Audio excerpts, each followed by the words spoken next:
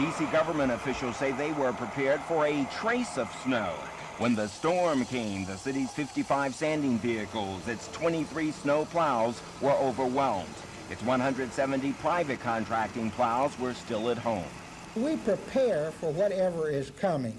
If we'd have had a solid forecast, if we were going to get a major snowstorm of 4 to 6 inches, instead of today hooking up plows, I would have been hooking them yesterday. Metro was also caught off guard. Its trains were packed by people who ditched their cars. Metro buses were running late, leading to rumors that the system had been shut down. Well, the bus driver told me they've been called off the street because they're not running. They're not in service now. How long have you been out here waiting for a bus?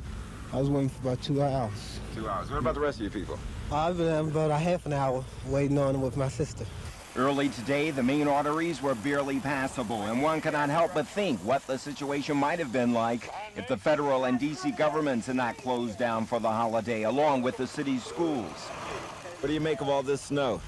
Play with the snow. You play with the snow? And I make a snowman.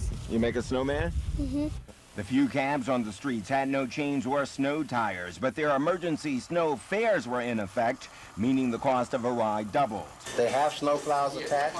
High above the city, in the offices of the Emergency Preparedness Center, workers began calling out reinforcements this morning for snow removal and life-threatening situations.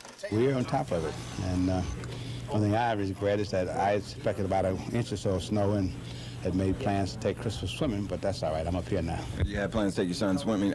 Your new program for getting the snow off, was that in effect this morning? Oh, yeah, everything's working. Mayor Berry, after canvassing the streets and calling for plows when needed, declared that the city had done its job under the circumstances.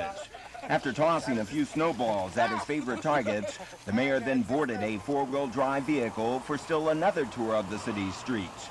In less than 2 hours, snow emergency regulations will take effect.